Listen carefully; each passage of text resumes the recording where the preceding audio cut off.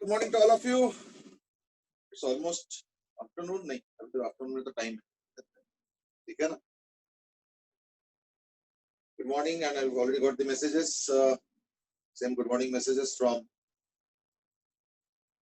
Dhruv, Karthik, Pratyaksh, Rohan, Dhairya, Divyam, Arjun, Khushi, Bhavna, Ekta, Shivam, and so on. ठीक है ना? We were discussing about mutual inductance और कल हमने जो जिस पॉइंट पे एंड किया था, मे बी वहीं से शुरुआत करते हैं. एंड दैट इज एक रॉड के मोशन को अगर मेंटेन करना है तो फोर्स हमें कहां पे अप्लाई करना, ठीक है ना? सो that was essentially the question, isn't it? तो जो हम डिस्कस कर रहे थे, बस उसका एक ब्रीफ समरी दे देता हूं कि कल मैथमेटिक्स तो हो गया था. बस ये कि अगर मैं एक ऐसे सिस्टम बनाता हूं और एक रॉड को ऐसे रख के अगर इसको चलाता हूं सीधा, तो इन दैट केस मुझे क्या करना पड़ेगा? तो that is basically the question, ठीक है ना? तो मुझे क्या करना पड़ेगा, that is basically the question. तो ऐसे में क्या है कि अगर ये वायर है, ठीक है ना, ये अगर वायर है तो मैग्नेटिक फील्ड ऐसे, तो बेसिकली मैग्नेटिक फील्ड क्या होगा? क्रॉस. रॉड ऐसे जा रहा है, यानी पॉजिटिव चार्ज रॉड के अंदर वो भी ऊपर ही जा रहा है ना? मतलब ऊपर बोलो, नॉर्थ बोलो, जैसे भी बोलो. और पॉजिटिव चार्ज पे V क्रॉस B फोर्स इधर, यानी करंट ऐसे होगा. तो this is the direction of current.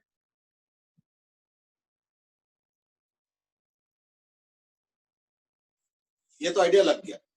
अब ये जो डायरेक्शन ऑफ करंट आया है, इसके बेसिस पे हम कुछ चीजें कह सकते हैं. नंबर वन इज दैट कि यहाँ पे मैग्नेटिक फील्ड अलग अलग है, तो देयरफॉर मैग्नेटिक फोर्स जो जनरेट होगा वो अलग अलग होगा, है ना? तो मैग्नेटिक फोर्स जो जनरेट होगा वो अलग अलग होगा. ओके, तो लाइक मैग्नेटिक फोर्स अलग अलग होगा और इस पे जो करंट होगा तो IDL क्रॉस B फोर्स इधर आ रहा है, यानी मैग्नेटिक फोर्स तो इधर आ रहा है. लेकिन क्योंकि यहाँ पे मैग्नेटिक फील्ड ज्यादा है और वहां पे मैग्नेटिक फील्ड कम है, तो देयरफॉर इस पे एक asymmetric kind of force generate ऐसे.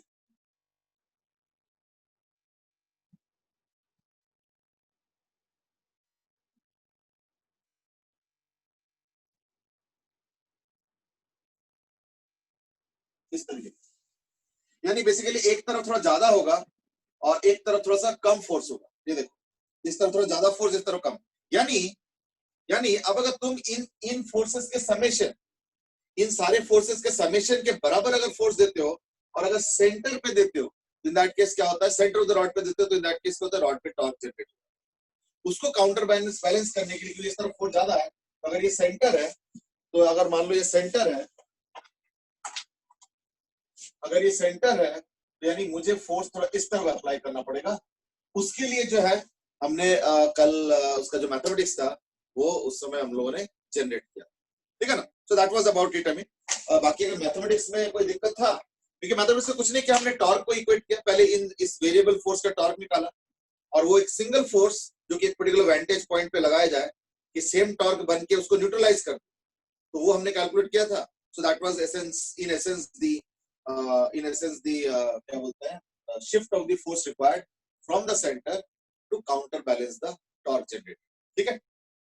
चलो, so that was in brief the summary of what we were discussing yesterday. इसमें ऊपर मैथमेटिक्स में दिक्कत था या दिक्कत है, maybe you can point out that we can possibly discuss, right?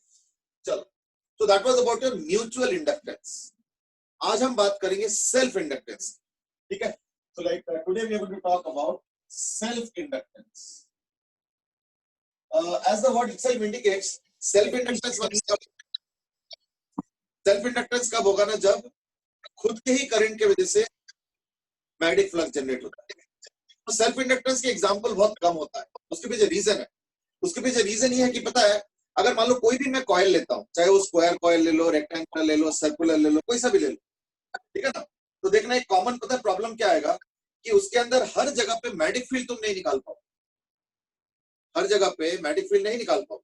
जैसे अगर मैं बोलूंगा ये करंट कैरिंग कॉइल है, एन टर्न से रेडियस आर, इसका सेल्फ इंडक्टेंस बताओ. सेल्फ इंडक्टेंस इसका होगा, श्योरली होगा, लेकिन हम कैलकुलेट नहीं कर पाएंगे, मैथमेटिकली कैलकुलेट नहीं कर पाएंगे. क्यों? क्योंकि इस सर्कल के सेंटर के अलावा कोई भी पॉइंट पे चले जाओ, यहाँ कहीं पे भी चले जाओ, उसके मैग्नेटिक फील्ड का वैल्यू कैलकुलेट तुम नहीं कर पाओ, and that is where the problem is, ठीक है ना। And therefore what happens is that ये जो कॉइल है इसके सेल्फ इंडक्टेंस होंगे लेकिन हम कैलकुलेट नहीं कर पाएंगे, दैट इज द प्रॉब्लम। तो कहां पे कैलकुलेट कर पाएंगे? Let's go to that system. तो the only example that is there in your syllabus in NCERT पर से क्वेश्चन आ सकते हैं, वो अलग बात है, and that is what a solenoid. तो सोलेनॉइड का self inductance is what we are discussing today. ये हो गया। अब देखो ये जो करंट जा रहा है इसकी वजह से क्या होगा, इसके अंदर मैग्नेटिक फील्ड प्रोड्यूस होगा। तो मैग्नेटिक फील्ड कितना होता है? Mu naught Ni, where small n is the number of turns per unit length. Small n is the number of turns per unit length. तो लिख देता हूं मैं, small n is equal to number of turns per unit length. इसको कई बार turn density भी कहते हैं, you know that, we already done these things. Turn density, you must be aware of the terms. ये क्या मैग्नेटिक फील्ड, मैं एक काम करता हूं, सपोज ले लेता हूं कि ये जो सोलेनॉइड है उसका रेडियस है सपोज स्मॉल आर। सोलेनॉइड का भी तो कॉइल है ना, उसका भी रेडियस होगा, तो यानी पाई स्मॉल आर स्क्वायर, तो एरिया इनटू मैग्नेटिक फील्ड। ये क्या हो गया? ये आ गया magnetic flux through one coil. And let us से ये जो कॉइल है इसका लेंथ L है, ठीक है ना, स्मॉल L है, तो small L is the length of solenoid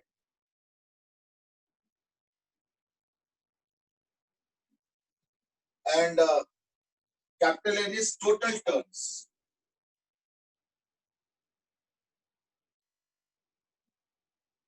ठीक है ना, capital N is total turns. तो ये हो गया एरिया मैग्नेटिक फील्ड। तो magnetic field into area is what? Magnetic flux, but that is in one turn, into capital N कर लो तो टोटल टर्न्स आ गए। ये हो गया magnetic flux through the entire solenoid. हाँ, यहाँ पे एक प्रिजम्पशन जरूर है, and that is the solenoid is long and therefore the magnetic field can be considered as uniform. Magnetic से ऐसे नहीं होता है क्या? याद करके देखो, हमने बताया था ना कि मैग्नेटिक फील्ड जो सोलेनॉइड के एंड में होता है, कॉर्नर पे होता है, वो होता है म्यू नॉट Ni/2। लेकिन एक चीज होता है क्या, कि सोलेनॉइड अगर लॉन्ग होता है ना, अगर सोलेनॉइड लॉन्ग होता है लेट्स से ऐसे करके very long, in that case जो मैग्नेटिक फील्ड का पैटर्न बनता है ना, वो लगभग ऐसे बनता है, देखो ऑलमोस्ट ऐसे बनता है, ऐसे। ये आधा हो जाता है, यहाँ पे म्यू नॉट Ni, यहाँ पे म्यू नॉट Ni/2, यहाँ पे म्यू नॉट Ni/2, ये। So therefore, if the solenoid is long enough, this stretch is the one which is going to predominate. और एंड में जाके थोड़ा सा डिस्टॉर्शन होता जरूर है, पर ठीक है, जितना लंबा सोलेनॉइड होगा ना, तो उस एंड पोर्शंस का जो डिस्टॉर्शन है यहाँ पे और यहाँ पे जो डिस्टॉर्शन। अच्छा बाय द वे, ये मैंने क्या ड्रॉ किया, ये है मैग्नेटिक फील्ड का variation at locations, different locations. तो देखना मैग्नेटिक फील्ड का वेरिएशन ऑलमोस्ट यूनिफॉर्म बनता है if the solenoid is long, I mean in the interior part of it. एकदम एक्सटर्नल यानी ऑलमोस्ट जहां पे एंड होता है वहां पे थोड़ा सा डिप मारता है, क्योंकि पता तो है कि यहाँ पे म्यू नॉट Ni/2 होता है, याद है ना, और सेंटर पे म्यू नॉट Ni। तो अगर छोटा सोलेनॉइड होगा ना, तो दैट केस क्या होगा, एंड वाला पार्ट ऐसे हो जाएगा, तो यानी फिर यहीं से ऐसे हो जाएगा, यानी पूरा ही डिस्टॉर्शन हो जाएगा, फिर तो ये कैलकुलेशन सारा बेकार हो जाएगा, ये कैलकुलेशन। लेकिन अगर सोलेनॉइड लंबा है तो यानी ये वाला पोर्शन ऑलमोस्ट यूनिफॉर्म होगा, एंड में थोड़ा सा होगा 1-2%, but that is like very nominal, we can neglect that. So in that case the total flux will be equal to pi r square mu naught Ni into m. You get total flux, और coefficient of self inductance L क्या होता है, या even m क्या होता है, phi by I, तो I से डिवाइड तो करना है, यानी L यानी self inductance becomes equal to mu naught capital N small n pi small r square, capital N small n pi small r square। अच्छा कई बार इसको ना थोड़ा अलग अलग फॉर्म में लिखते हैं, अब वो ना डिपेंड करता है कि दिया क्या है। जैसे यहाँ पे कैपिटल N भी है, स्मॉल n भी है, अब हमें ये तो पता ही है कि small n is nothing but capital N by L। तो अगर तुमको कैपिटल N दिया हुआ है तो in that case may be I can modify it, ये हो जाएगा mu naught n square by L by r square. कई बार बोलते हैं कि नहीं स्मॉल n दिया है तो ठीक है, तो कैपिटल N को लिख दो स्मॉल n इनटू L, यानी इसी का एक और फॉर्म बन जाता है। तो ये तीन अलग अलग फॉर्मूला नहीं है, it is just that we are writing in 3 different forms depending on what is given in the question, ठीक है ना। so that's your coefficient of self inductance, ठीक है।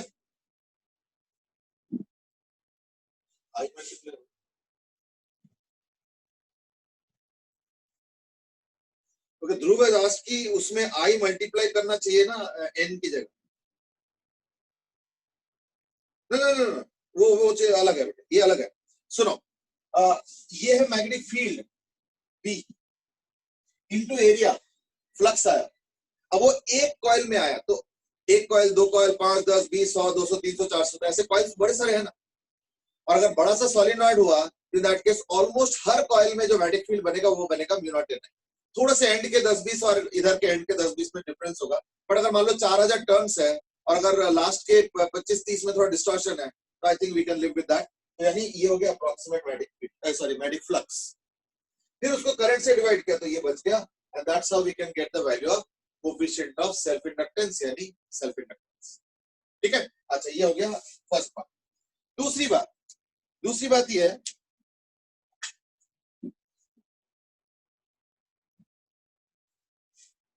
ये जो सेल्फ इंडक्टेंस और म्यूचुअल इंडक्टेंस है ये करते क्या है या इसका रोल क्या है, दैट्स इंपॉर्टेंट। देखो, फ्लक्स होता है या तो एम आई या तो एल आई, क्योंकि एम और एल दोनों को डिफाइन कैसे किया गया, फ्लक्स पर यूनिट करंट, तो यानी एम फ्लक्स क्या हो जाएगा फिर, एम आई या तो एल आई। और हमें पता है कि ऐसे केस में अगर फ्लक्स बदलता है किसी वजह से, चाहे कोई भी वजह से बदले, चाहे कोई भी वजह से बदले, तो क्या होगा, है ना। अच्छा, एक और सवाल का जवाब दो, ये तो थोड़ा सा वैसे तो हटके है, एंड दैट इज, मान लो एक सॉलिनॉइड है और उसमें कोई करंट नहीं है। मान लो एक सॉलिनॉइड है और मान लो उसमें कोई करंट नहीं है, ठीक है, और मान लो उसका लेंथ एल है। तो ध्यान से सुनना क्वेश्चन। सपोज एक सॉलिनॉइड है, उसमें अभी कोई करंट नहीं है और उसका लेंथ एल है, सर्किट बना हुआ है लेकिन स्विच ऑफ है, कोई करंट नहीं। जैसे स्विच ऑन करोगे तो सॉलिनॉइड का लेंथ एल से ज्यादा होगा, एल के बराबर होगा, या एल से कम हो जाएगा। What is the logic?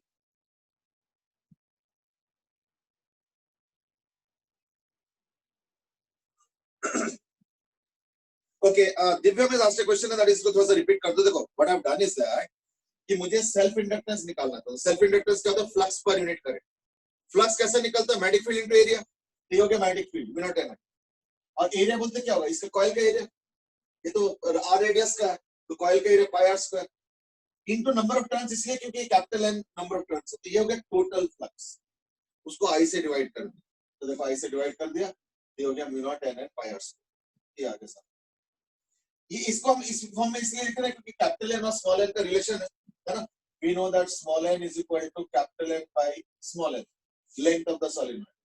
तो अगर स्मॉल एन को हटा दो इसके फॉर्म में तो दैट केस ये बनेगा, और अगर कैपिटल एन को हटा दो, कैपिटल एन को हटा दो तो इस फॉर्म में बनता है। ये तीन अलग अलग फॉर्मूला नहीं है, सेम फॉर्मूला, ठीक है। Now what my question was that कि ये जो कॉइल है, इसके कॉइल में शॉर्ट होगा या लंबा हो जाएगा। ओके, धैर्य से इट इज डिफरेंट थिंग। नहीं, मैंने धैर्य धैर्य तुम उसको दूसरे तरीके से ले जा रहे हो, मैं कुछ और पूछ रहा हूँ।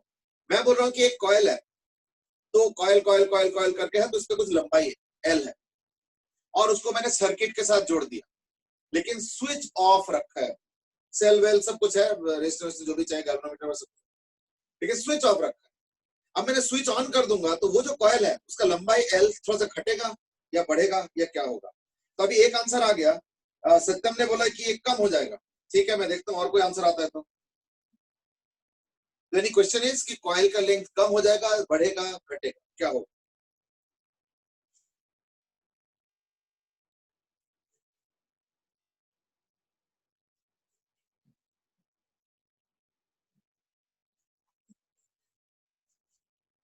ओके, एक दो आंसर तो आ रहे हैं, पर मैंने बोला कि एक्सप्लेनेशन भी दो, क्यों ऐसे लगता है। ओके, तीन जने ने आंसर दिया, तीनों ने बोला डिक्रीजेस, बट किसी ने ये नहीं बोला क्यों। क्यों भी बता दो ना, क्यों भी बता दो साथ साथ, डिक्रीज क्यों करेगा।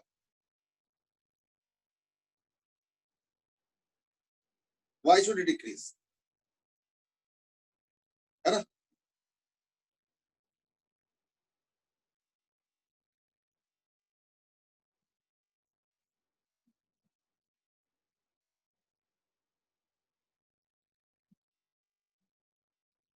ओके, कोई लॉजिक कोई नहीं दे रहा है, या एटलीस्ट अभी तक तो नहीं दिया। देखो, बड़ा सिंपल लॉजिक है। चलो ओके, अक्षित ने भी बोल दिया डिक्रीज, सब आंसर दे रहे हैं। और मैं एक चीज बताऊं, सबने करेक्ट आंसर दिया, पर किसी ने ये बोला नहीं कि क्यों डिक्रीज करेगा। चलो मैं प्लीज वेट लिखने में टाइम लगेगा। हाँ बेटे, प्लीज वेट रीजन लिखने में टाइम लगेगा। ना ना ना ना, लिखने में कोई टाइम नहीं लगेगा, बड़ा सिंपल लॉजिक है। कॉइल में wires parallel to each other और पैरेलल करंट्स अट्रैक्ट करता है। याद करके देखो, हमने डिस्कस किया था, याद है ना, वो एम्पियर को जब डिफाइन किया था तो हमने दो पैरेलल वायर्स लिया था। तो उस समय मैंने देखा था कि अगर पैरेलल वायर्स होगा तो अट्रैक्ट करता है, और अगर एंटी पैरेलल वायर्स होगा तो रिपेल करता है। तो सॉलिनॉइड में क्या ऐसे जाता है, फिर अगला भी ऐसे जाता है, फिर अगला भी ऐसे जाता है, अगला भी ऐसे जाता है, अगला भी ऐसे जाता है। तो सारे currents parallel to each other है, and therefore they will all attract each other, and therefore क्या होगा, वो थोड़ा सा सिकुड़ जाएगा। तो ऐसे नहीं कि लंबा एक्सप्लेनेशन है, बस शॉर्ट एक्सप्लेनेशन है कि currents are all parallel to each other and hence attract and therefore decrease करेगा। कुछ लोग इसको फ्लक्स के तरह इंटरप्रेट करने की कोशिश कर रहे हैं। देखो मैं बताता हूँ, फ्लक्स वाला पता है कब आएगा रोल, अगर करंट बदल रहा है।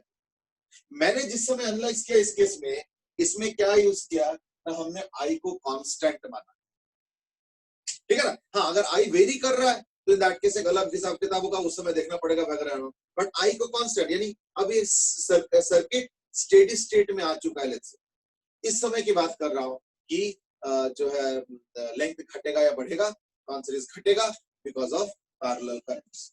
चलो ठीक है, एक्चुअली धैर्य ने शायद उसको इस तरीके से ले लिया कि एक फ्लक्स, तो जैसे स्विच ऑन किया तो फ्लक्स बदल जाएगा, तो क्या क्या होगा and all. That is a little different discussion, उस पर मैं आ रहा हूँ। वही ये वाला जो टॉपिक अभी मैंने स्टार्ट किया था वो उसी पे ही है। देखो मैंने ऑलरेडी ईएमएफ लिखा हुआ है ना।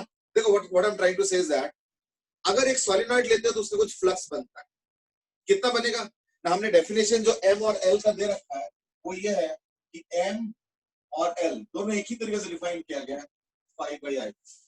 नाउ यू माइट से दोनों सेम है तो आपने कॉमा क्यों दिया, m is equal to L क्यों नहीं दी थी ना। देखो m जिस समय होता है, ठीक है ना, मतलब m अगर कैलकुलेट करो तो उसमें l नहीं लेते, जब l कैलकुलेट करो तो m नहीं लेते, मतलब ये दो अलग अलग चीज। अपने ही करंट के वजह से सेल्फ इंडक्टेंस और दूसरे के करंट की वजह से म्यूचुअल इंडक्टेंस, तो यानी म्यूचुअल सेल्फ नहीं हो सकता, सेल्फ म्यूचुअल नहीं हो सकता, एंड देयरफॉर ये अलग लिखा है कॉमा। हाँ, basic definition same and that is 5/I। तो अगर मान लो किसी वजह से फाई बदलता है, किसी वजह से, in that case क्या होगा, EMF will be equal to minus d5dt। तो क्या आएगा, दो चीजें, या तो m वाला आएगा या तो l वाला, तो इज इक्वल टू आएगा minus m di dt minus i dm dt। ये हो गया EMF का एक्सप्रेशन। और अगर l को लेके करते हो तो that is equal to minus l di dt minus i dl dt। हो गया। अच्छा, अब एक चीज ध्यान से देखो जरा कि ये जितने भी मैंने अभी तक क्वेश्चन सॉल्व किया, और भी कर सकता है, अभी तो जस्ट किया कुछ किया हमने। m और l दोनों देखा होगा ज्योमेट्रिकल पैरामीटर्स, m और l दोनों देखना ज्योमेट्रिकल पैरामीटर्स, यानी वो नहीं बदलता समय के साथ, so they are not going to change with time, they are not going to change with time। तो ऐसे अगर होता है in that case क्या होगा, अगर m और l समय के साथ नहीं बदलता है, in that case क्या होगा, ये वाला टर्म और ये वाला जो टर्म है ये दोनों ही जीरो हो जाएगा। क्यों, क्योंकि जरा देखो एल ही देखो, अभी तक तो हमने कई सारे एम और कई सारे वो सब किया, अब एल देखो, इसमें एल कितना आ रहा है, म्यू नॉट, ये तो बदलेगा नहीं। नंबर ऑफ टर्न्स, रेडियस, पाई वगैरह कुछ भी नहीं बदलेगा। सॉलिनॉइड को बदल दोगे तो बदलेगा, बट फिर बदलने के बाद जो नया वैल्यू होगा वो भी कांस्टेंट हो जाएगा। यानी कहने मतलब क्या कि एक पर्टिकुलर सेटअप पे ये पूरा चीज कांस्टेंट। तो हमने कल भी क्वेश्चंस किए थे म्यूचुअल इंडक्टेंस पे भी, और वो सब इसे आई थिंक म्यूचुअल इंडक्टेंस के 2-3 क्वेश्चन हमने किए थे, उसमें भी देखा होगा कि m constant.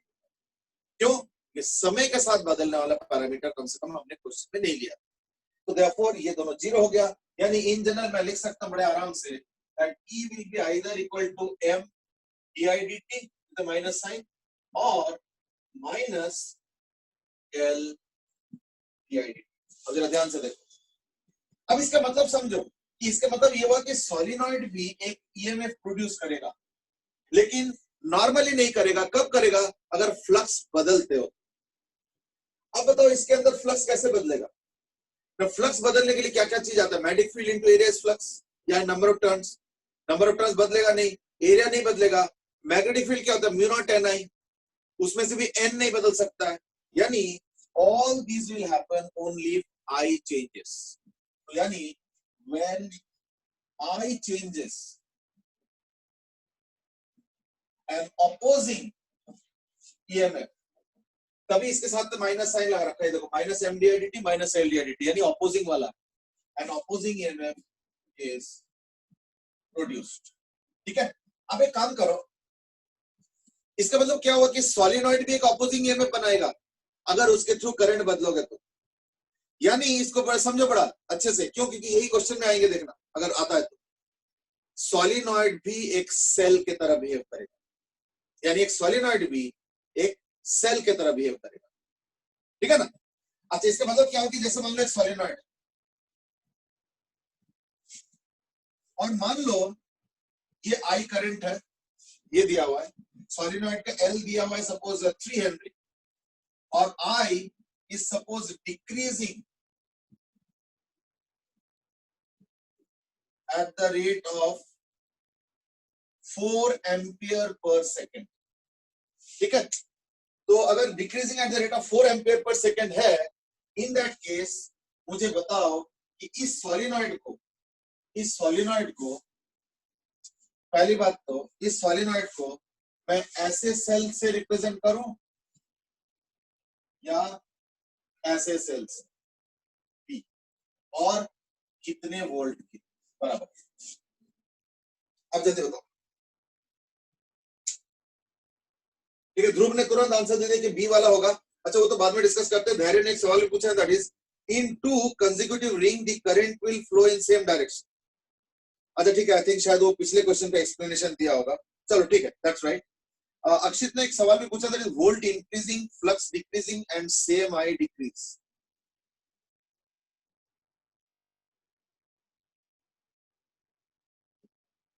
I don't know which is it a comment or some question का आंसर? तो पिछले क्वेश्चन का आंसर। अच्छा, पिछले क्वेश्चन का आंसर है नहीं, लेकिन उसमें तो फ्लक्स वगैरह इन्वॉल्व किया शायद। फ्लक्स का इन्वॉल्वमेंट नहीं है उसमें, ये कांस्टेंट करंट है तो फ्लक्स चेंज ही नहीं हो रहा। ऐसे स्टेट में क्या होगा? अट्रैक्शन के कारण देखना कॉइल का लेंथ डिक्रीज करता है। चलो anyway, it will be decreasing very slightly, but anyway that's a different aspect. तो इसके पहली बात तो ए और बी में से कौन सा आंसर और कितना वोल्ट? तो मनन डंगवाल ने दिया बी एंड 12, अक्षित ने दिया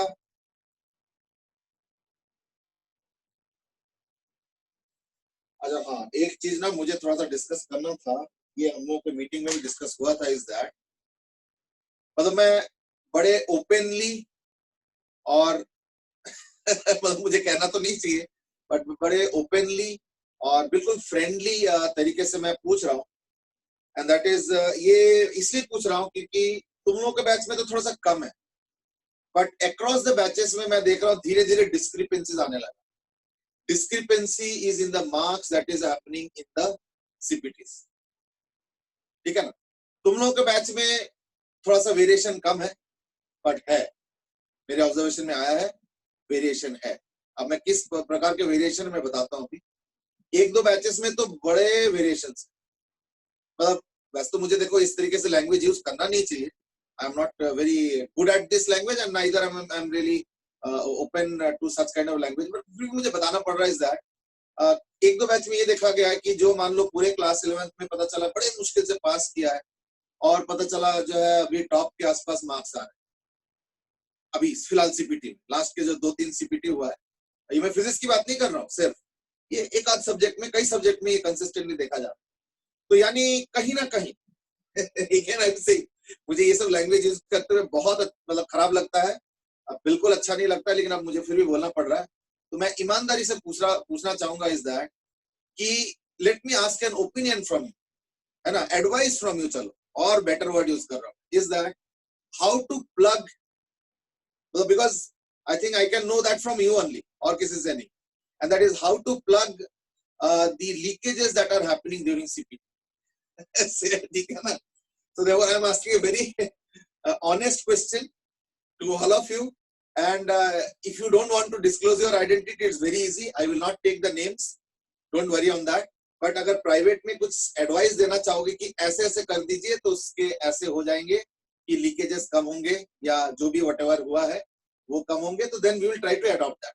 मैं बहुत ईमानदारी से बता रहा हूँ, क्योंकि कई बैचेस में ये हुआ है कि पता चला जो पिछले साल पूरे साल में सीपीटी 11th में पता चला एकदम बड़े मुश्किल से एक आध में पास किए, हाफ ईयरली में बड़े, और वो एकदम टॉपर के आसपास नंबर ला रहे. ये कई बैचेस में देखा जा रहा है. ठीक है, तो कहीं ना कहीं इसके मतलब they have started adopting means की फटाफट आंसर चॉइस मिल जाए और धड़ धड़ से लिखना होता है कि इसमें कुछ और तो करना नहीं होता है. तो advice, suggest what could be a way of making the thing more authentic and more transparent. ठीक है ना. So it's not a very good question to ask, I know, but I am still asking because I want कि थोड़ा सा ईमानदारी से रहे. जैसे इवन सीपीटी जो लास्ट सीपीटी हुआ था उसमें भी मुझे कई डिस्क्रिपेंसीज नजर आए. Now that may be my wrong observation and I openly admit to that. Maybe I am wrong. तो मैं उसमें मेरा कोई वो नहीं है कि नहीं मैं तो सही हूँ तुम लोग गलत हो, ऐसे कुछ. Maybe I am wrong. क्योंकि मेरा असेसमेंट के हिसाब से जो 2-3 नंबर्स आए हैं थोड़ा गलत आए, मतलब जो कि, but then maybe they have improved a lot and I would congratulate them. But अगर मान लो इसमें कोई लीकेजेस हो रहा है and ये सब हैंकी पैंकी हो रहा है, तो then I would want to know from you transparently. Maybe you can message privately. इसमें किस तरीके से लीकेजेस हो रहा है जिसके वजह से तुम लोगों के बैच में तो 2-3 ही केस मेरे नजर में आया है, बट कई बैचेस में तो 8-10 ऐसे केसेस आ रहे हैं जिनके नंबर पहले 11th पे बहुत कम था और अब सडनली वो पूरे ग्रुप के जो है एकदम से टॉपर के आसपास नंबर आ. तो that's a little area of concern. ठीक है ना. उसमें पता है क्या है कि देखो हमें क्या फर्क पड़ता है, तुम लोग नंबर ला रहे हो, कम ला रहे हो, ज्यादा ला रहे हो, कुछ दिन बाद चले जाओगे अपने जिंदगी में आगे निकल जाओगे. लेकिन फिर भी मुझे लगता है कहीं ना कहीं एक ऑथेंटिसिटी हमेशा रहना चाहिए लाइफ. देखो ये जो मार्क्स है ये 2 साल बाद अगर तुमसे पूछेंगे तुमको भी एक भी मार्क्स याद नहीं होगा, एक भी याद नहीं होगा. मेरे तो बात ही अलग है, मुझे तो एक सीपीटी बाद अगले सीपीटी में याद नहीं होगा कि भाई किसने क्या लाया है ना. देयरफॉर लाइफ में थोड़ा सा ऑथेंटिसिटी रहे, ट्रांसपेरेंसी रहे, है ना, ऑनेस्टी रहे, ईमानदारी रहे. That's what I want and therefore you can send me the suggestions कि what can be done to plug the leakages. बस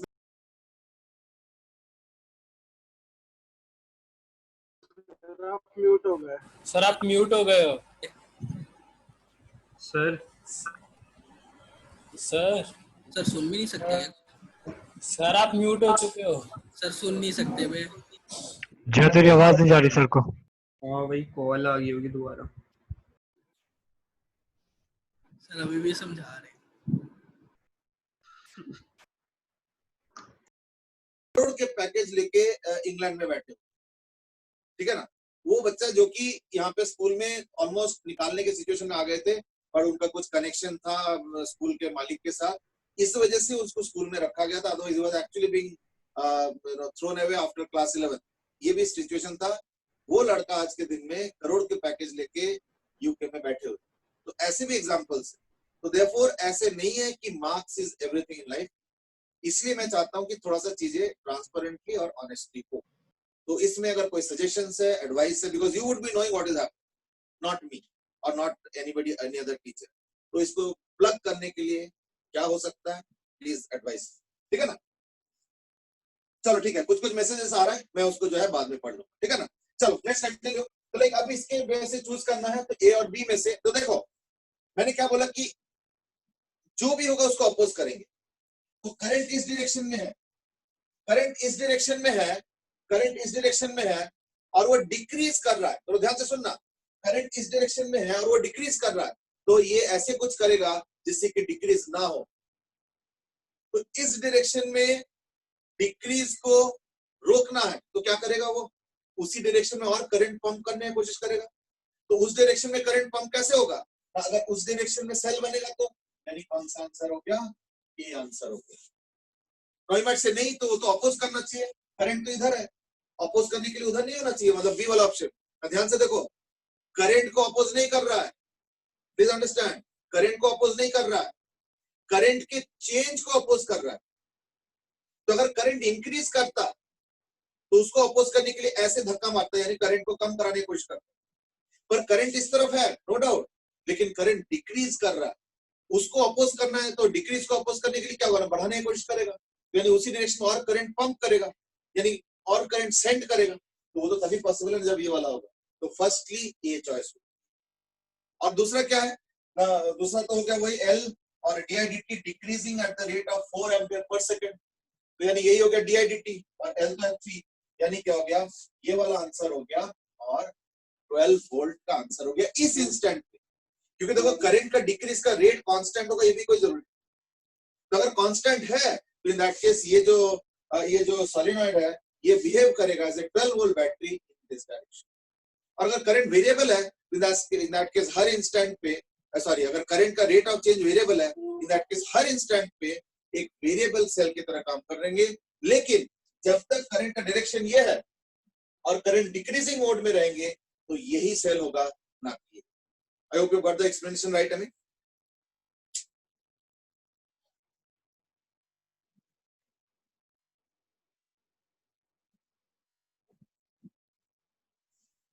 अब इस पर कुछ कमेंट्स भी आए हैं।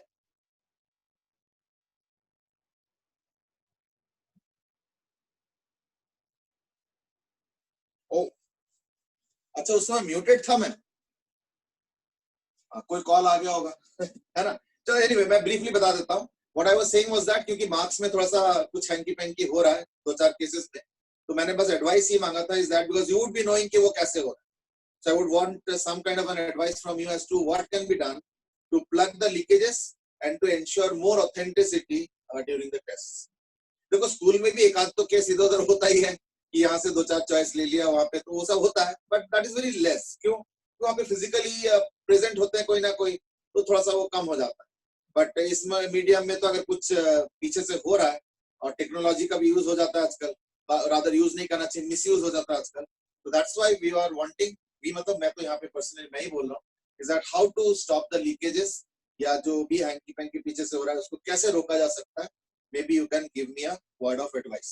ठीक है, चलो। So that was about your how to address this issue of which direction the cell would be decreasing. जैसे सर हाँ जी, सर इसमें वो जो H लिखा हुआ था वो इसके क्या होता है, L का यूनिट मतलब 3H हेनरी लिखा था। हेनरी सेल्फ इंडक्टेंस और म्यूचुअल इंडक्टेंस का जो यूनिट है दैट इज हेनरी।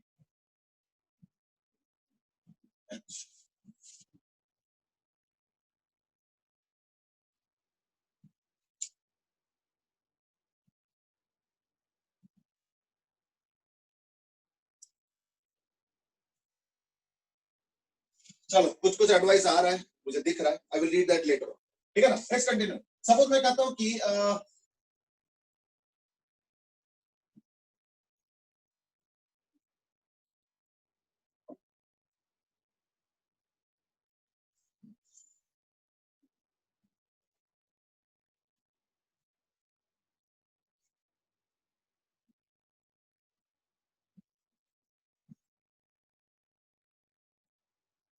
सपोज दिया हुआ है I is equal to 3t square minus 12t, ये दिया हुआ है, और इसका जो है ये सपोज 5 हेनरी। ठीक है ना, तो t इज इक्वल टू 0 पे, t इज इक्वल टू 0 पे, 1 सेकंड पे, 2 सेकंड पे, 3 सेकंड पे, 4 सेकंड। एक तो बताना है कि बैटरी कितने वोल्ट का है, तो वोल्टेज ये जो इंडक्टर है वो कितने वोल्ट के बैटरी की तरह बिहेव करेंगे, और ए की तरह बिहेव करेंगे या बी की तरह बिहेव करेंगे, वो भी बताना। पॉइंट से ए और बी क्या है अभी बता रहा हूँ। तो ए हो गया ये वाला, ये ए है, और ये हो गया बी। तो ये बताना है, इस वाले में ये बताना है। आई का फंक्शन दे रखा, I is 3t square minus 12t, ये दे रखा। ठीक है, गो अहेड।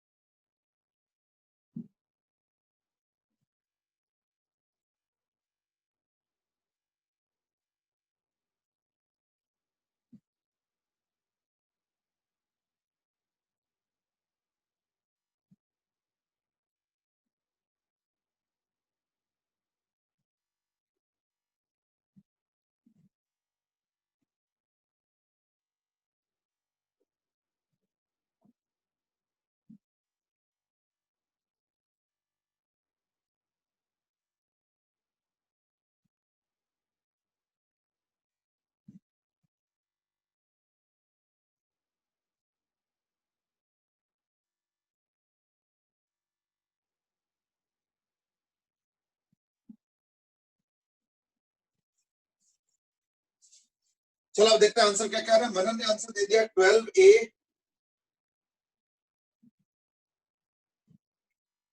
6 से 0 और नहीं, ये तो इसको -6 मत बोलो बेटे। Voltage of a cell means EMF of the cell. चलो ईएमएफ लिख लो। चलो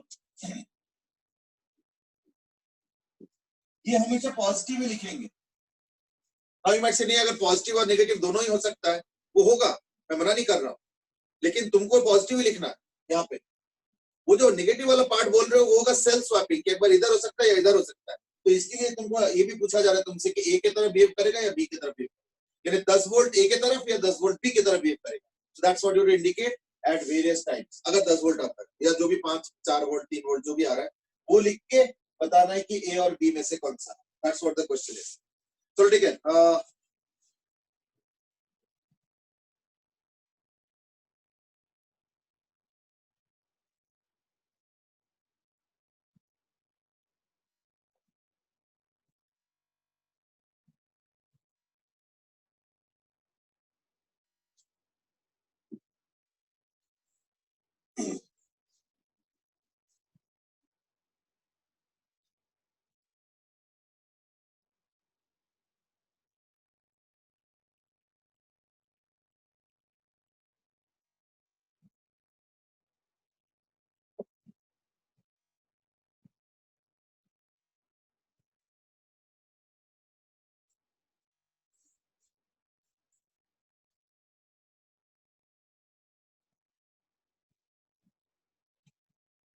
ठीक है, आंसर आने लगे।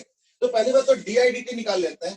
तो डीआईडीटी आ गया इक्वल टू 6t माइनस 12, तो यानी t इज इक्वल टू 0 पे अच्छा इंटू 5 भी करना। तो यानी जो ईएमएफ बनेगा वो बनेगा mod of 5 into 6t minus 12। ठीक है ना, ये डीआईडीटी और ये एल हो गया। एल तो 5 एम्पी दे रखा है तो ये आ गया। यानी t इज इक्वल टू 0 पे क्या आएगा -60 यानी 60 volt. t is equal to 1 पे क्या आएगा 30 वोल्ट। 2 पे क्या आएगा 0। 3 पे क्या आएगा 30 वोल्ट और 4 पे क्या आएगा 60 वोल्ट। अब देखो जरा डीआईडीटी का जो साइन है 0 पे वो है नेगेटिव, यानी करंट डिक्रीज कर रहा है। और करंट का डायरेक्शन देखो ये, तो ध्यान से देखना इसको। डीआईडीटी t इज इक्वल टू 0 पे -12 है, यानी करंट डिक्रीज कर रहा है और करंट का डायरेक्शन क्या है ये इधर है।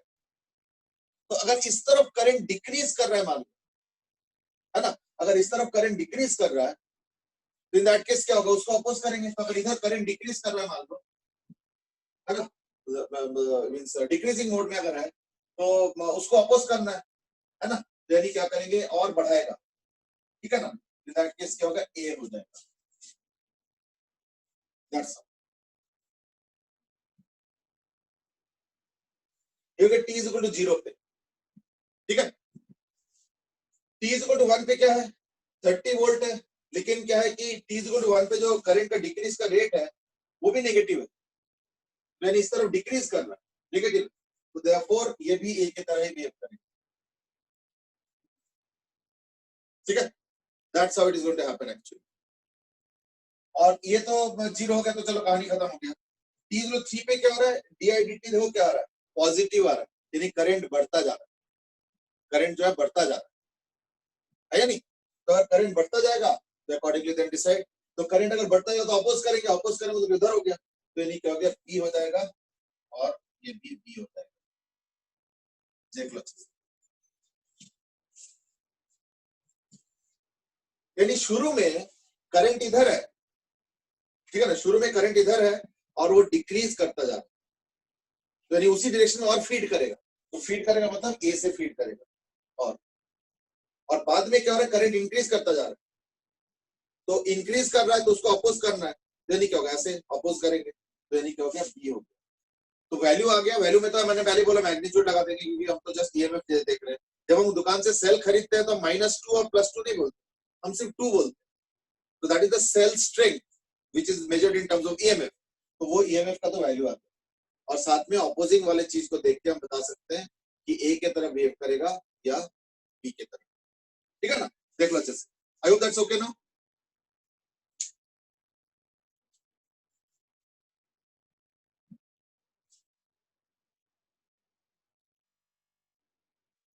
चलो, so that was about your how to take into consideration the fact that current is either decreasing or increasing, and also the fact that the EMF that will be generated as a consequence will be such that it will oppose it. तो वो सारा चीजें देख लिया हमने. अच्छा, अब एक चीज और देखो जरा. Now these are important things, and that is ये हो गया सोलेनॉइड. EMF तो हो गया चलो माइनस L di dt. यानी इस सॉलिनॉइड के अंदर एक ऑपोजिशन हो रहा है, लेकिन मैं तो उसके बाद भी उसके थ्रू करंट ड्राइव कर रहा हूं, है ना. So therefore the power that I have to invest, the power that I have to give in the circuit to ensure that this happens, that in spite of the opposition by the inductor, I am able to push current. तो power क्या हो जाएगा, EI with a positive sign, यानी मुझे work done करना पड़ेगा उसके against, तब जाके करंट जाएगा, यानी equal to Li di dt. But what is power? Where is the power going? It is going to get stored. Just like capacitor, where it stores as electrostatic energy. तो यहाँ पे ये जो power होगा, इसको हम लिखेंगे du dt, where U is the magnetic field energy stored in the inductor. तो पावर हो गया du dt, और वो क्या होगा, L I di dt. तो dt dt कैंसिल कर लो, यानी du हो जाएगा L I di. अगर इसको इंटीग्रेट कर दो, L तो बाहर निकाल दो, L तो कांस्टेंट होता है, I di, तो 0 से लेके I तक, यानी U हो जाएगा equal to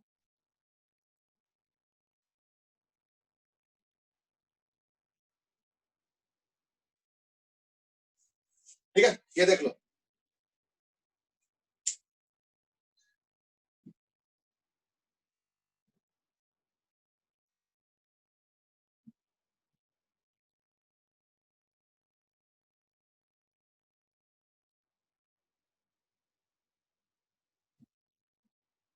Akshit, I am not getting what you are asking. Negative वाला मतलब सर वो नेगेटिव क्यों लिया था हमने पावर में?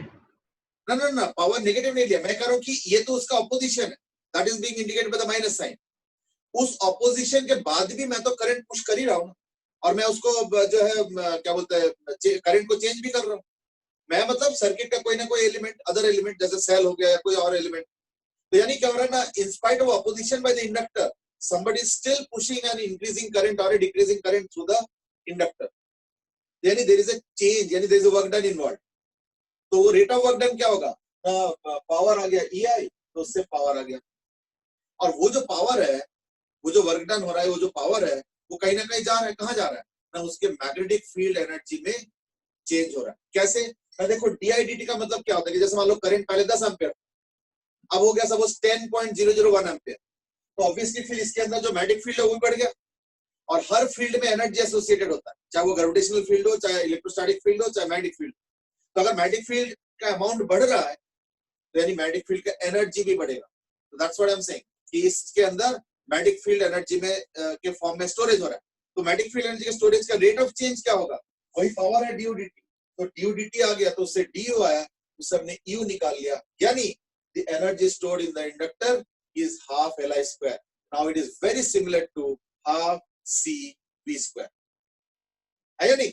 अच्छा, कैपेसिटर में भी याद करके देखो, हमने पहले एनर्जी निकाला, फिर उसके स्पेस का वॉल्यूम से डिवाइड किया, उससे क्या मिला, इलेक्ट्रोस्टैटिक पोटेंशियल एनर्जी डेंसिटी या इलेक्ट्रोस्टैटिक फील्ड एनर्जी डेंसिटी, हम लोग इसको ये कहते हैं. यहां पे भी ऐसे ही करेंगे. ये जो आया है that is magnetic field energy. ठीक है. अब मैं एक काम करता हूं, इसको वॉल्यूम से डिवाइड कर लो, इन दैट केस क्या मिलेगा, कापा. तो कापा मैग्नेटिक, यानी मैग्नेटिक फील्ड एनर्जी डेंसिटी क्या होगा, energy of the magnetic field upon volume, यानी U बाय वॉल्यूम. तो U बाय वॉल्यूम क्या होगा फिर, Li स्क्वायर. तो Li क्या होता है, U not N N pi R square, जो कि L into I square by 2 upon volume. Volume of the solenoid क्या होगा, pi R square into length of the solenoid L, यानी by r square into L. ये हो गया कापा magnetic. तो मैं एक काम करता हूँ, कापा मैग्नेटिक का जो आइडिया है उसको थोड़ा एक्सपेंड किया जाए तो क्या मिलेगा। देखो इसका मतलब ये हुआ कि कापा मैग्नेटिक इज इक्वल टू क्या हो गया। एक काम करता हूँ, कैपिटल एन को लिख देता हूँ स्मॉल एन इंटू एल। उससे क्या होगा, ये एल कैंसिल हो जाएगा, है ना। कोई ज्यादा कठिन चीज नहीं कर रहा हूँ। तो बस कैपिटल एन को लिख दो स्मॉल एन इंटू एल। तो capital N is equal to small N into L. उससे क्या होगा, ये एल और ये एल कैंसिल हो गया, पाई आर स्क्वायर पूरा कैंसिल हो गया। तो बचा क्या, देखो जरा, बचा mu naught N square I square by 2। अब मैं एक काम करता हूँ, इसको पता कैसे लिखूंगा जानबूझ के, एंड दैट इज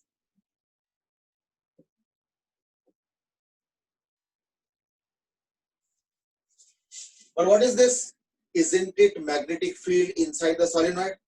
तो यानी कापा मैग्नेटिक का जनरल एक्सप्रेशन क्या आ गया, कापा मैग्नेटिक इज इक्वल टू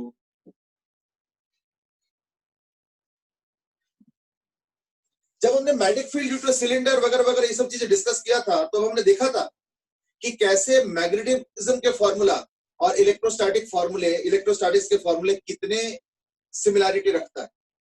वही चीज इसमें हो रहा है, एंड दैट इज मैग्नेटिक वाले में भी यही हो रहा है। मैग्नेटिक फील्ड एनर्जी डेंसिटी भी उसी तरीके से फॉर्मूला है। क्योंकि याद करके देखो, कापा इलेक्ट्रोस्टैटिक क्या आया था,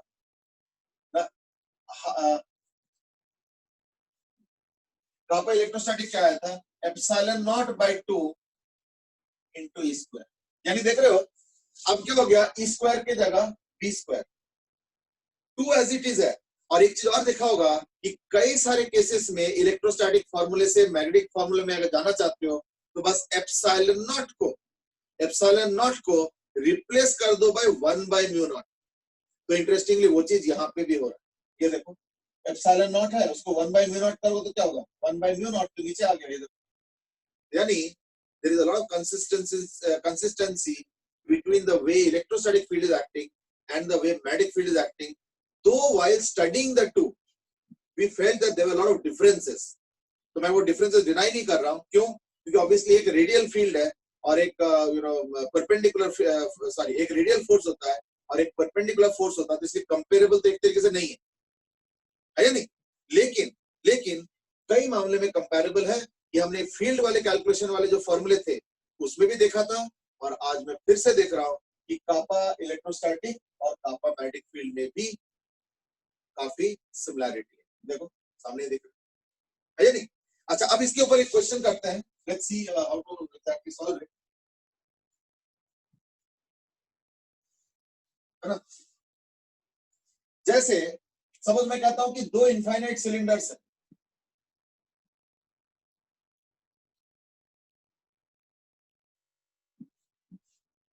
ये भी इनफाइनाइट, ये भी इनफाइनाइट। इसका करंट सपोज I1 है, इसका करंट सपोज I2 है, इसका रेडियस R1 है और इसका रेडियस सपोज R2 है, ठीक है। फाइंड द U मैग्नेटिक, यानी find the magnetic field energy, find stored between the cylinders per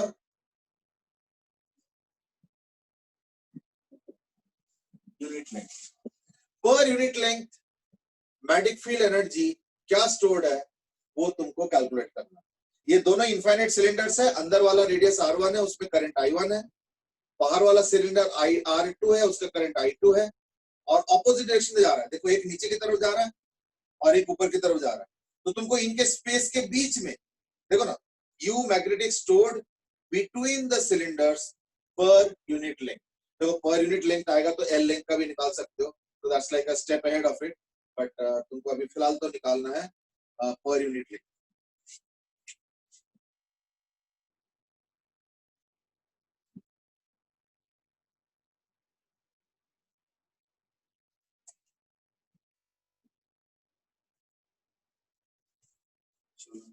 मैं फटाफट जो है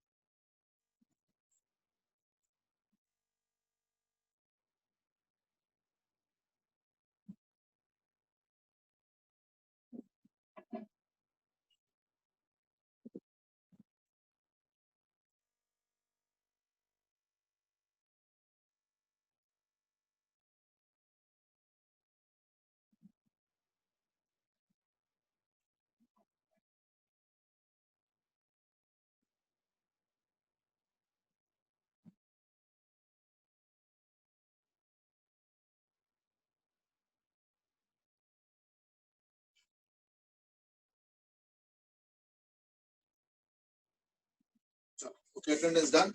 Now let me quickly solve. मैं देखता हूँ कि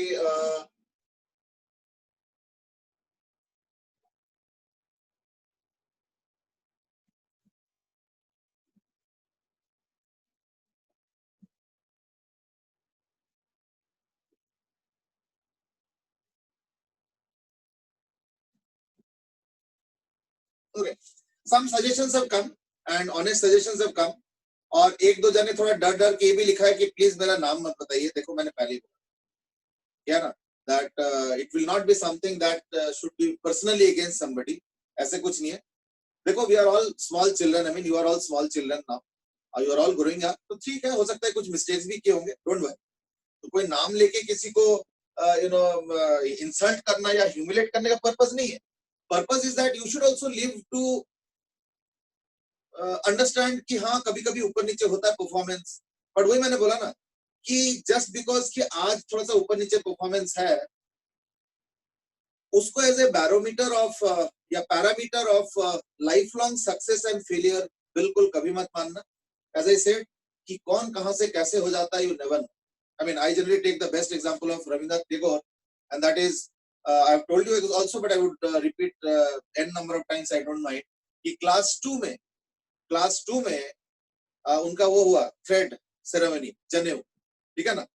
और जनेऊ के बाद क्या होता है, वो बच्चों को गंजा कर दिया जाता है, ठीक है ना. तो जब गंजा हो गया तो एक दो दिन तो छुट्टी होता है, उसके बाद स्कूल गया तो पूरा गंजा, है ना. ऐसे करके क्लास 2 की बात कर रहा हूँ, इमेजिन कर, छोटा सा बच्चा. और अब देखो छोटा बच्चा गंजा है ना, पूरा बॉल्ड. आई मीन तो क्या होता है, जो बड़े बच्चे मिलते थे स्कूल में, वो ऐसे करके उसके सर पे तबला बजा देते थे और टकला टकला टकला तबला तबला तबला, मतलब ऐसे कुछ कुछ कुछ परेशान, ठीक है ना. तो और एक दो बार हो तो चलो इंसान झेल ले, जहां जाए वहां वही हो. अच्छा छोटे बच्चे हो तो सीनियर, मतलब क्लास 8 9 7 6 सब सीनियर है, किसी को बोल भी नहीं पाएंगे. तो शाम को जब फादर आए घर तो रविन्द्रनाथ टैगोर ने बोला कि पापा मैं स्कूल नहीं जाऊंगा. तो पापा बोले क्यों बेटे, क्या हो गया. नहीं स्कूल वाले बहुत परेशान करते हैं, आज तो मैं बहुत ज्यादा तंग हो गया, आज मैं आपसे मैं स्कूल नहीं जाऊंगा. अब ठीक है, माहौल अलग था उस समय, अंग्रेज जमाना था. I mean like and he was from a very rich family and all, so they could afford it. But उस richness को as a criteria मत मानो. मैं जो चीज बता रहा हूँ वो समझो is that his father said कि ठीक है, no problem, पर घर में पढ़ लेना बस अच्छे से. तो after that he didn't go to school. यानी क्लास 2 का वो जो दिन था, उसके अगले दिन से वो कभी स्कूल नहीं गए. ठीक है ना? So therefore in that yardstick he is a class 2 fail या class 1 pass, जो भी कह लो, class 2 या 3 में हुआ था मतलब ये. तो 2 pass 3 fail ऐसे कुछ था. तो accordingly तो फिर then he is nothing in this world. But ऐसा तो नहीं है. I mean the talent and creativity he had shown in everything, है ना? And there are many other facets maybe you are unaware of. He was a very good painter also, and you don't know at what age he started painting. 60 years of age में painting start किया और कई paintings करोड़ों में बिका है. ठीक है ना? इससे तो लाइफ में कौन कहाँ जाता है इसका कोई पैरामीटर नहीं है कि आज तुमने क्या किया या नहीं. आज टॉपर भी कई बार देखा ना समुद्र में मिल जाते हैं, पता ही नहीं चलता है कि वो एक दिन टॉपर भी था. और नहीं तो जो एकदम सबसे लोअर टॉपर है वो पता चला आज कहीं जाके चला जाता. So therefore don't take that as the final yardstick. इसलिए अपने ईमानदारी से करो. Don't get into all this hanky panky things. वो अच्छा चीज नहीं है, because that will ensure that you are not strong enough. बड़ा होने के लिए स्ट्रांग होना जरूरी होता है अंदर से. वो स्ट्रांग नहीं बनोगे. आज एक आध में नंबर ले आओगे, थोड़ा छुप जाएगा तुम्हारा whatever plus minus. Now I know what you will say as a counter is that कि सर अगर कम नंबर आता है ना तो घर वाले बहुत हमें वो कर देते हैं, डांट देते हैं. ये दो मैं तो कहता हूँ वो भी झेलना सीखो. वो भी झेलना सीखो कि ठीक है नंबर कम आए तो सुनना पड़ेगा थोड़ा सा, बट वो भी तुम्हारे अंदर के स्ट्रेंथ को बढ़ाता है. How to withstand lot of pressures from outside and still not lose your faith on yourself and go ahead. तो जस्ट बिकॉज एक डांट पड़ जाएगा और एक ये हो जाएगा और वो हो जाएगा, उसके डर से पता चला मैंने कुछ हैंकी पैंकी करके नंबर लिया है. आई think that is an escape route. फिर हमारा टेंडेंसी भी एस्केपिस्ट का ही बनेगा फिर. तो यानी हमारा नंबर आज उल्टा हो जाएगा. फिर हमारा नंबर आज ज्यादा हो जाएगा लेकिन वो बाद में कहीं ना कहीं नेगेटिव हो जाएगा, कम चले जाओगे यानी नीचे चला जाएगा लाइफ. जबकि अगर आज नंबर कम आता है और वो सिचुएशन प्रेशर वेशर सब हम झेल पाते हैं चारों तरफ से जो बनता है, peer pressure filter pressure and all, तो इन दैट केस वो स्ट्रेंथ देगा तुमको कि आज भले ही मेरा नंबर थोड़ा कम हो लेकिन मैं आगे उस स्ट्रेंथ के बलबूते ऊपर जाऊं, मतलब long way ahead in my life. तो that's the way to look at it. हमें ठीक है ना? चलो एनीवे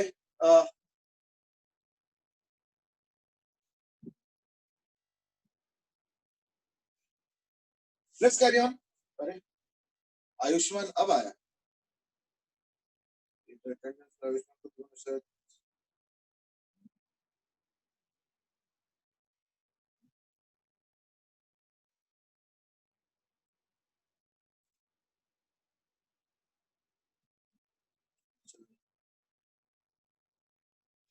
मैं किसी को फिर मैंने एब्सेंट मार्क किया. I don't know कौन. तनिष आ रही है. अच्छा तनिष तो है, तनिष को मैंने एब्सेंट कर दिया. चलो anyway let's look at it. तो जो मैं कह रहा था इज दैट इसका आंसर किसी ने दिया है क्या? इसका आंसर तो खैर किसी ने नहीं दिया है. आंसर किसी ने नहीं दिया.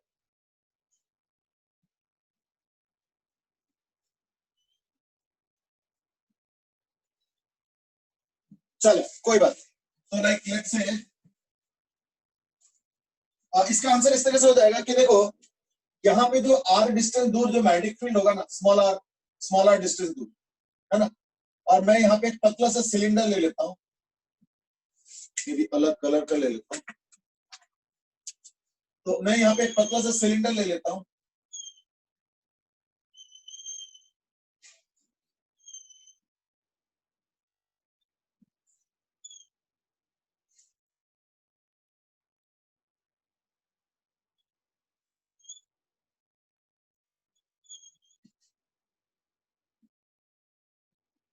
ठीक है, दिया और ये हो गया length.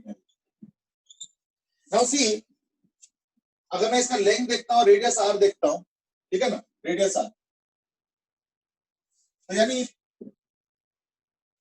Energy stored per unit volume क्या हो जाएगा? Mu not I1 by 2 pi R R. अच्छा एक चीज ध्यान रखना, I2 वाला जो हॉलो सिलेंडर है उसके अंदर उसका कोई कंट्रीब्यूशन नहीं होगा मैग्नेटिक फील्ड में. यानी जो दो सिलेंडर का जो स्पेस है उसमें जो मैग्नेटिक फील्ड का कंट्रीब्यूशन होगा वो सिर्फ I1 का होगा, यानी mu not I1 by 2 pi r, ये हो गया इसका B। तो B square by 2 mu naught is the magnetic field energy density. और क्या करेंगे, वो जो पतले से सिलेंडर लिया उसका वॉल्यूम से मल्टीप्लाई करेंगे, तो वॉल्यूम क्या हो जाएगा 2 pi r l, उसका surface area 2 pi r l है ना। मैं एल लेंथ का निकाल रहा हूं फिलहाल, वो बाद में पर यूनिट लेंथ तो आ ही जाएगा, इनटू dr। इसको इंटीग्रेट करेंगे r1 से लेके r2, that will be the energy stored in l length of cylinder. अब इसका सिंप्लीफिकेशन थोड़ा कर लो, जो भी कर सकते हो। तो यानी म्यू नॉट बाई 2 पाई, यानी 2 पाई के 2 पाई हो जाएगा, ये 4 हो जाएगा, 4 2 कैंसिल कर 4 हो गया, 4 पाई l I स्क्वायर, एक r इधर और एक r स्क्वायर इधर, तो ये dr बाई r, r1 से लेकर r2। I think that's the story.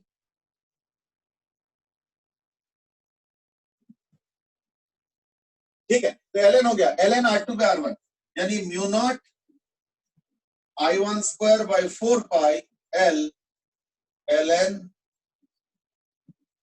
r2 by r1। ये क्या आया, ये आया total energy stored within the space of the cylinder. ये आया total energy stored within the space of the cylinder between the space of r1 and r2, ये आ गया।